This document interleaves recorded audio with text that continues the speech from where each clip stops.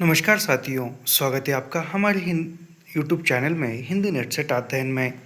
हाल ही में रविवार को महाराष्ट्र में असिस्टेंट प्रोफेसर का एग्ज़ाम हुआ है।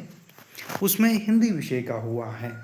लगभग एक महीने से हम देख रहे हैं विभिन्न विषयों के महाराष्ट्र में एमपीएससी द्वारा जो प्रतियोगी परीक्षा के द्वारा असिस्टेंट प्रोफेसर भर्ती हो रही है, इसका नोटिफिकेशन 2023 में आया था और एग्ज़ाम अब हुई है।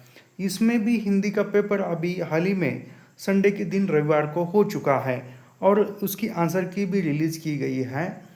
तो उसके हम आज 70 से लेकर क्वेश्चन नंबर 70 से लेकर 100 तक यानी 30 प्रश्नों के उत्तर हम देखेंगे। 30 प्रश्नों के उत्तर क्या है वह हम देखेंगे यहाँ पर। बाकी कुछ चर्चा नहीं करेंगे, केवल हम यहाँ पर उसके उत्तर जानेंगे। प्रश्न पढ़ूंगा और उत्तर बताऊंगा, बाकी ज़्यादा विश्लेषण नहीं करूंगा। पेपर कैसा था, क्या था, ये सब कुछ आप देकर आए हो और सबसे ज़्यादा क्वेश्चन कहाँ से आए हैं, किस टॉपिक से आए हैं, ये आपको सभी को पता है क्योंकि आपने पेपर दिया है। मैंने तो पेपर नहीं दिया है, मगर किसी दोस्त ने मुझे यहाँ PDF दिया है प्रश्नों का, आंसर की का, तो उसके आधार पर मैं उत्तर बताने की कोशिश करूँगा। हो सकता है कुछ प्रश्नों के उत्तर गलत भी हो सकते हैं। प्रश्न नंबर 70 से हम स्टार्ट करते हैं। जब अनुवाद में मूल पाठ के शब्दों के स्थान पर केवल उसके भाव या विचार को लक्ष्य भाषा में प्रस्तुत किया जाता है तो उसे क्या कहते हैं? तो यहाँ पर इसका उत्तर मेरे ख्याल से ऑप्शन क्रमांक 3 हो सकता है, क्योंकि अभी थर्ड ईयर में जो अनुवाद का पेपर है वहाँ पढ़ाते समय ये भावानुवाद ये नंबर सही है। जब अनुवाद में मूल पाठ के शब्दों के स्थान पर यानी किसी पाठ का अनुवाद कर रहे हैं और अनुवाद करते समय उसके शब्द के स्थान पर उसके भाव या विचारों को लक्ष्य कर गए, यानी उस शब्द के अर्थ में जो भाव छुपा हुआ है, लक्ष्य छुपा हुआ है, विचार छुपा हुआ है, वह लक्ष्य भाषा में यानी जिस भाषा में अनुवाद करता है उसको किया जाता है तो उसे भावानुवाद कहते हैं। याद रखना, ये इसका 70 नंबर का 3 नंबर जिसने सही किया उसको यह सही था। अगला प्रश्न है, रेखांकित कारक चिन्ह के आधार पर कारक के उचित भेद का चुनाव कीजिए। शिक्षक के मार्गदर्शन का प्रभाव स्पष्ट दिखाई दिया। वाक्य में कारक है। अभी इस वाक्य में कारक क्या है? तो इस वाक्य में कारक है, देखो, इस वाक्य का कारक हो सकता है संबंध कारक है। अगला प्रश्न है, निम्नलिखित कथनों पर विचार कीजिए। अभी निम्नलिखित कथनों पर हम विचार करेंगे। क्या है? ऐसे विचार ही करते आ रहे हैं। क्या होगा, कैसा होगा, विचार ही कर रहे हैं। कुछ दोस्तों से बात हुई तो उसके आधार पर लगा कि विचार ही कर रहे हैं, तो इस कथन पर भी विचार करते हैं। निम्नलिखित कथनों पर विचार कीजिए। काव्य में विभाव के तत्व है जिनके द्वारा भावों का विभावन उद्बोधन होता है। लोक में विभाव घटना के भोक्ता अथवा आधार के रूप में उपस्थित होते हैं। अनुभाव भावों का अनुभव कराने वाले कार्य रूप संकेत है। अनुभव केवल स्थायी भावों को ही व्यक्त करते हैं, संचारी भावों को नहीं। नीचे दिए गए कूट से सही युग्म का या सही उत्तर चुनिए। तो इसका जो सही युग्म है वह है ऑप्शन क्रमांक 3। कौन कौन से सही है यहाँ पर? ऑप्शन क्रमांक 3 में कौन कौन से है? 1, काव्य में विभाव से तत्व है जिनके द्वारा भावों का विभावन उद्बोधन होता है।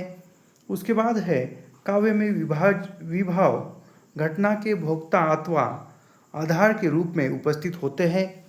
और उसके बाद है 3, अनुभाव भावों का अनुकरण कराने वाले कार्य रूप संकेत है। आगे बढ़ते हैं। निम्नलिखित में से आगे के द्वारा किस कहानी में दाम्पत्य जीवन के नीरस बूझे सारहीन जीवन को अंकित किया गया है? तो गैगरीन कहानी है और गैगरीन कहानी का नाम ही रोज है। गैगरीन कहानी और गैगरिन कहानी का नाम ही रोज़ है, याद रखना। मालती उस कहानी की नायिका है और उसका पति जो है वह पति गैगरिन बीमारी का डॉक्टर होता है। रोज़ कहानी का नाम गैगरिन है और ये दोनों कहानी एक ही है, याद रखना। तो निम्न आगे के दाम्पत्य जीवन के नीरस बूझे सारहीन जीवन का चित्रण गैगरिन कहानी में हुआ है और गैगरिन कहानी का नाम ही रोज़ कहानी है, याद रखना। तो आपका ऑप्शन क्रमांक ये सही होगा। उसके बाद प्रश्न कहाँ गए, हाँ,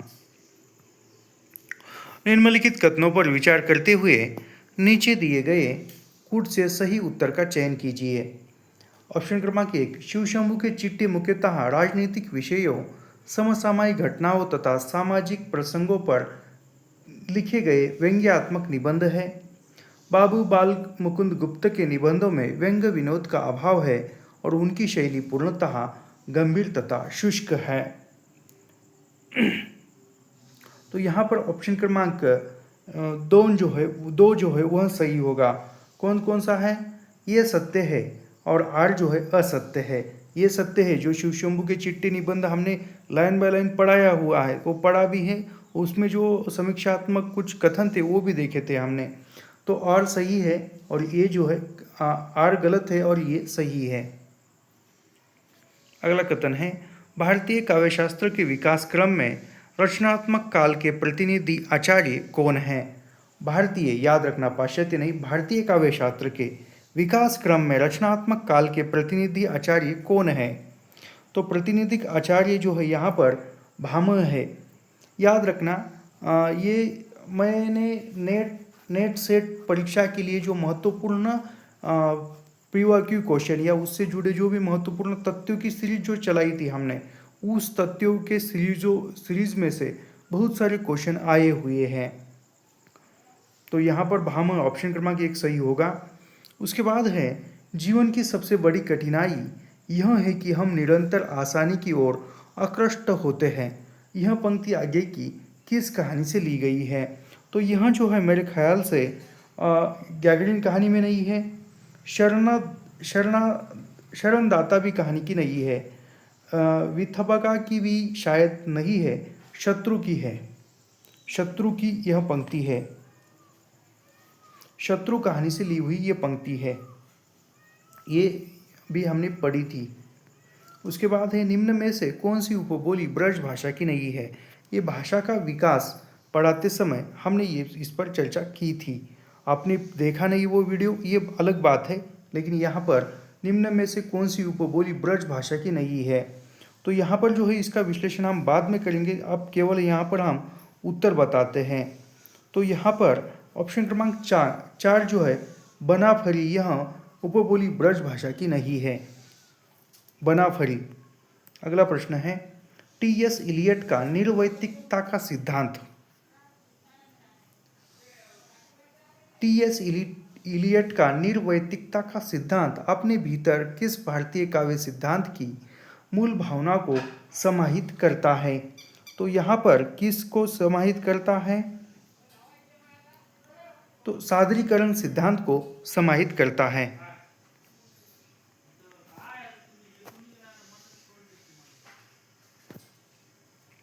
यदि किसी उपन्यास में स्वतंत्रता आंदोलन की, कोई उपन्यास है और उसमें स्वतंत्रता आंदोलन की पृष्ठभूमि तथा वास्तविक ऐतिहासिक पात्रों का चित्रण है, तो उसे किस वर्ग में रखा जाएगा? तो यह ऐतिहासिक उपन्यासों में रखा जाएगा, याद रखना। अगला प्रश्न है, वैदिक हिंसा हिंसा न भवति प्रहसन नाटक किस वर्ष लिखा गया?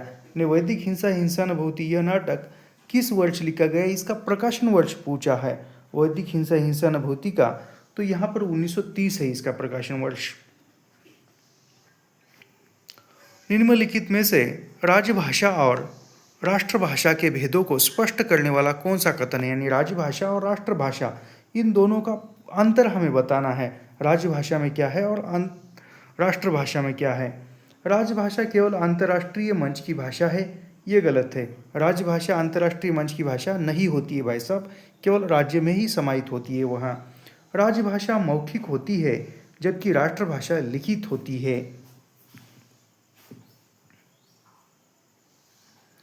ये भी नहीं होता। राजभाषा भी लिखित होती है और राष्ट्रभाषा भी लिखित होती है, दोनों भाषा ही लिखित होती है। तो दो भी हमारा यहाँ पर गलत होता है।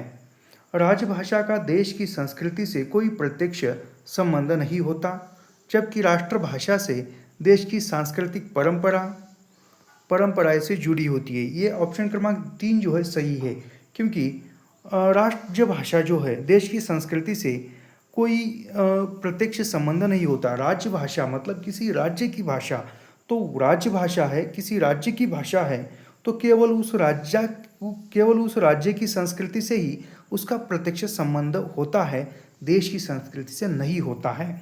और राष्ट्रभाषा का क्या होता है? राष्ट्रभाषा से देश की सांस्कृतिक परंपराएं जुड़ी होती है, यानी राष्ट्रभाषा है, राष्ट्र की भाषा है, तो देश की सांस्कृतिक परंपराओं से जुड़ी भाषा होती है। तो ऑप्शन क्रमांक 3 जो है सही होगा। राजभाषा आधुनिक साहित्य की भाषा है, जबकि राष्ट्रभाषा प्राचीन है। ये भी नहीं होगा, लेकिन ऑप्शन क्रमांक 3 जो है सही है। अगला प्रश्न है, निम्नलिखित कथनों पर विचार करते हुए नीचे दिए गए कूट से सही उत्तर का चयन कीजिए। तो यहाँ पर क्या है? रहस्य के स्वरूप के संबंध में भारतीय आचार्यों का एक मत यह है कि काव्यानुभूति लोकानुभव से किंचित व्यापक तथा विलक्षण है। इस मत के अनुसार काव्यानुभूति पूर्णतः आध्यात्मिक और लोक से सर्वतः पृथक अनुभव मानी गई है। तो इसका क्या होगा? 82 का। तो 82 का जो है ऑप्शन क्रमांक ये सही होगा। क्योंकि रस के स्वरूप ये जो है ये प्रश्न नेट में पहले पूछा हुआ है, मेरे ख्याल से 2021 या कब पूछा हुआ है, ईस्वी सन पता नहीं, याद नहीं आ रहा है, लेकिन नेट में ये प्रश्न पूछा हुआ है। रस के स्वरूप के संबंध में भारतीय आचार्यों का एक मत यह है कि काव्यानुभूति लोकानुभूति से किंचित व्यापक तथा विलक्षण है। ये बिल्कुल सही है। और इस मत के अनुसार काव्यानुभूति पूर्णतः आध्यात्मिक और लोक से सर्वथा, यानी पूर्णतः आध्यात्मिक नहीं होती है और पूर्णतः लोक से सर्वथा पृथक अनुभव मानी गई है। तो यहाँ पर ये जो है सही है और आर जो है गलत है। 82 का ऑप्शन क्रमांक 1 आपका सही होगा, यदि आपने टिक किया हो तो।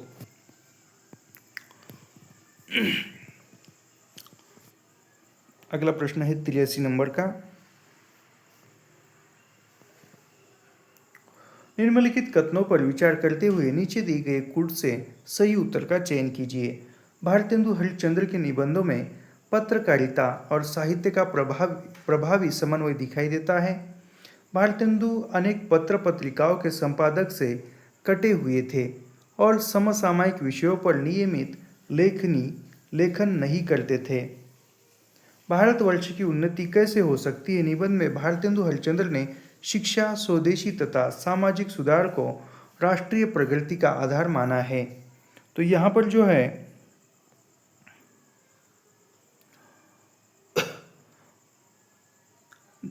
1 और 3 सही है।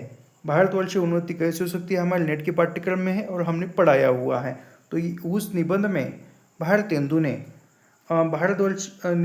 भारतेंदु हरिश्चंद्र ने शिक्षा पर बात की है, स्वदेशी तथा सामाजिक सुधार को राष्ट्रीय प्रगति का आधार माना है। और भारतेंदु हरिश्चंद्र के निबंधों में पत्रकारिता और साहित्य का प्रभावी समन्वय दिखाई देता है। तो ये और 3 जो है हमारा यहाँ पर सही होगा। ऑप्शन क्रमांक 3 यहाँ पर सही है। 84 नंबर, मेरिया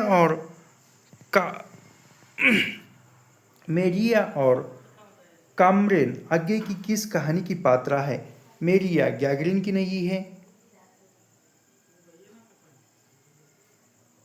गैगरिन की नहीं है, यह शरणदाता की भी नहीं है, विपत्तिका की नहीं है। तो कैसेट्रा का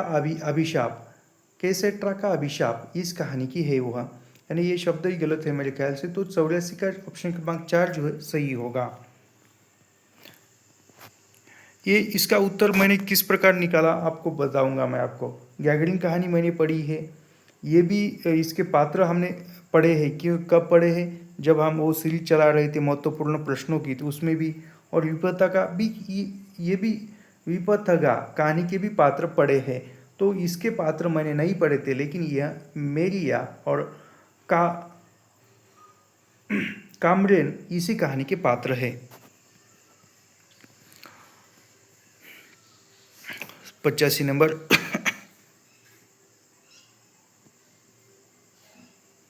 85 नंबर का 85 वर्ष 1968 में संसद के दोनों सदनों द्वारा पारित राजभाषा संकल्प का मुख्य बल किस बात पर था?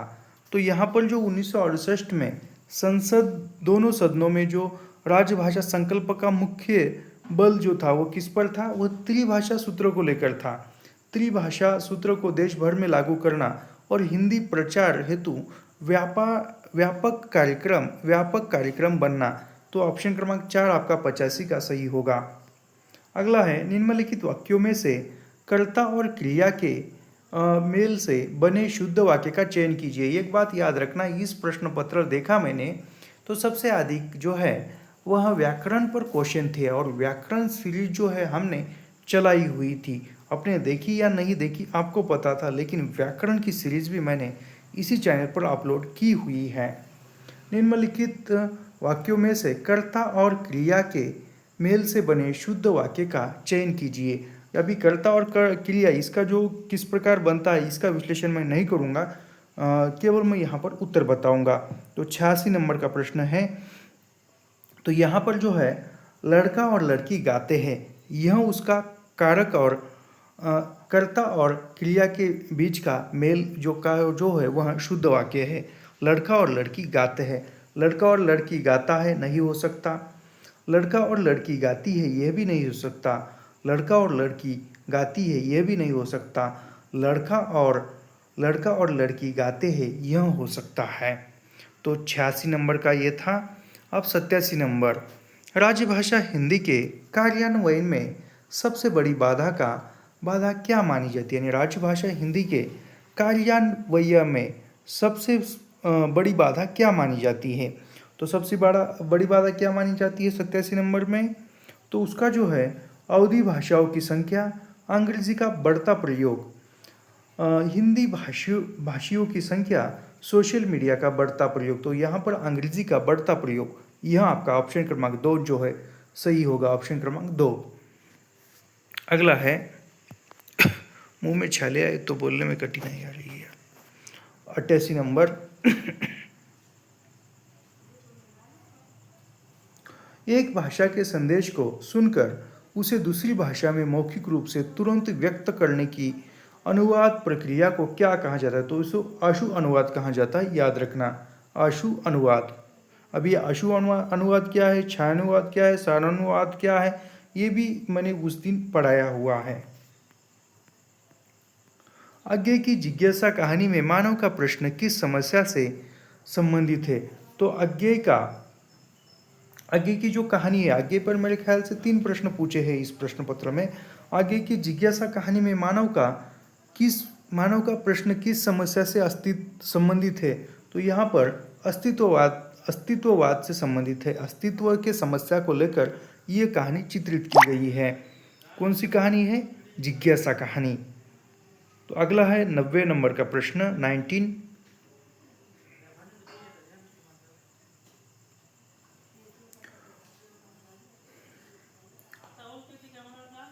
उनकी कृशता देखकर ऋषि का हृदय द्रवित हो उठा।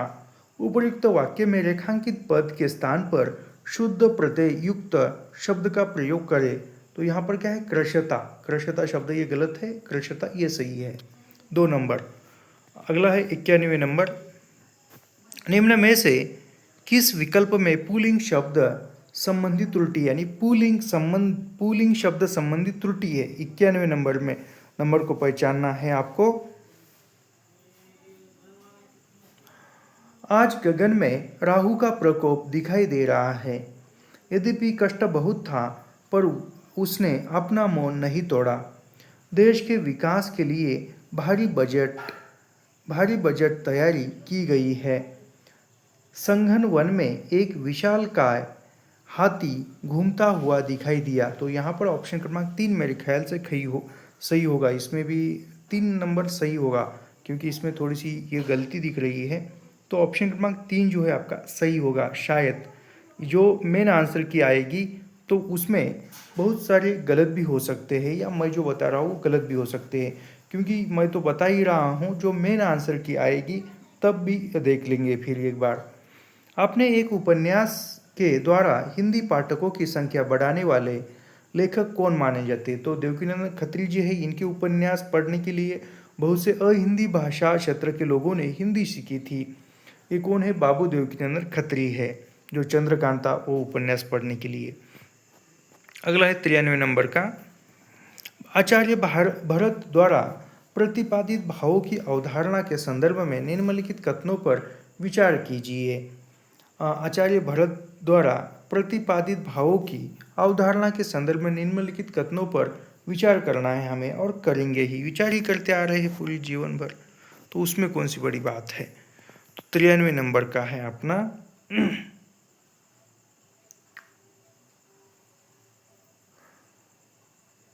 भाव विभाव द्वारा उत्पन्न होता है, भाव अनुभव द्वारा गम्य होता है, अभिनय भाव को सहृदय तक पहुंचाने का माध्यम है, भाव केवल कवि के अंतःकरण तक सीमित रहता है। ये गलत है भाई साहब। भाव सभी के होते, चाहे वो कवि हो या नहीं हो, सामान्य व्यक्ति हो या कवि हो, भाव सभी के हृदय में होता है। तो ऑप्शन क्रमांक 4 जो है यहाँ पर सही हो, गलत होगा। तो यहाँ पर जो है ऑप्शन क्रमांक 3 जो है सही है। भाव विभाव द्वारा उत्पन्न होता है, सही है। भाव अनुभव द्वारा गम्य होता है, ये भी बिल्कुल सही है। अभिनय भाव को सहृदय तक पहुँचाने का माध्यम है, बिल्कुल सही है भाई साहब। तो ऑप्शन क्रमांक 3 जो है सही होगा आपका 93 का। अगला है 94 नंबर का। निम्नलिखित वाक्यों में त्रुटि पहचान कर शुद्ध वाक्य का चयन कीजिए। तो यहाँ पर शुद्ध वाक्य कौन सा है वो हमें पहचानना है। 94 नंबर का। तो पतिव्रता नारी को छूने का उत्साह कौन करेगा? बिल्कुल सही, गलत है यह। पतिव्रता नारी को छूने का साहस कौन करेगा?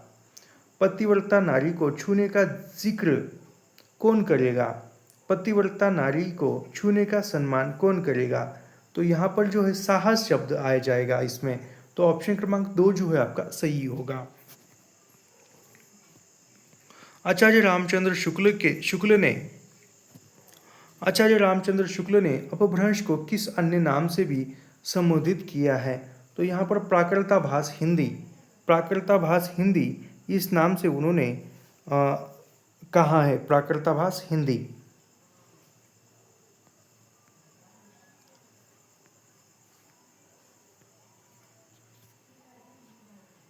आचार्य हजारीप्रसाद द्विवेदी के उपरांत ललित शैली का विकास किसके निबंधों में देखने को मिलता है?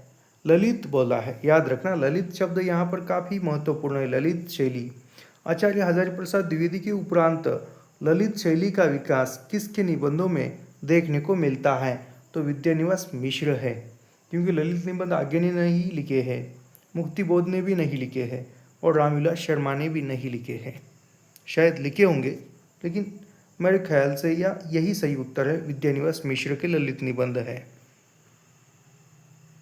निम्नलिखित में से कौन राष्ट्रीय काव्यधारा का कवि नहीं है? तो यहाँ पर सुभद्रा कुमारी चौहान झांसी की रानी राष्ट्रीय प्रेम का ये करती है, चित्रण करने वाली कविता है। माखनलाल चतुर्वेदी भी राष्ट्रीय काव्यधारा में आते हैं, और रामधारी सिंह दिनकर भी राष्ट्रीय काव्यधारा में आते हैं। लेकिन पंत जो है यह छायावादी कवि है। तो यहाँ पर पंत जो है वह सही हो गया आपके। ऑप्शन क्रमांक 4, 97 का ऑप्शन क्रमांक 4 जो है वह सही उत्तर है। अगला प्रश्न है, उत्तर छायावादी काव्य मूलतः किस काव्य आंदोलन से आरंभ है? ने उत्तर छायावादी कहा, याद रखना, उत्तर छायावादी। ये जो है हम हिंदी साहित्य का इतिहास में जो गोविंद पांडे की किताब से पढ़ रहे थे, तो उस किताब में यह था, यहाँ पर हमने चर्चा की हुई थी मैंने। 98 नंबर का प्रश्न। तो यहाँ पर जो है प्रयोगवाद से उसका काव्य आंदोलन आरंभ हुआ था। उत्तर छायावादी काव्य मूलतः किस काव्य आंदोलन से? तो प्रयोगवाद से आरंभ हुआ था। दुल्हन एक पहाड़ की नाटक किसके द्वारा लिखा गया है?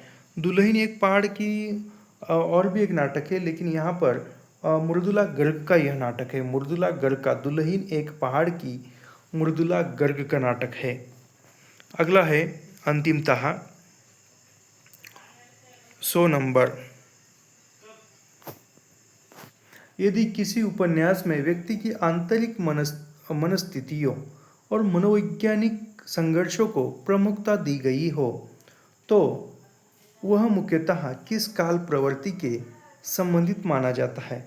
ने व्यक्ति का मनोवैज्ञानिक चित्रण किया है। भारतेंदु युग में नहीं किया गया है, प्रारंभिक में तो नहीं किया गया है। प्रारंभिक में तो तिलस्मी आयारी यही था, मनोरंजन ही था।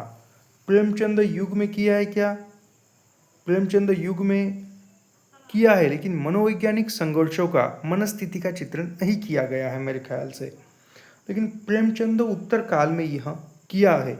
इसके बाद इसलिए मैं भी इस पर चिंतित हूँ। मैं अन्य आपको यदि इसका सही उत्तर पता है 100 नंबर के प्रश्न का, मेरे ख्याल से तो प्रेमचंद उत्तर काल ही होगा, क्योंकि आगे लीलाचंद्र जोशी इन्होंने मनोवैज्ञानिक उपन्यास लिखे हुए हैं।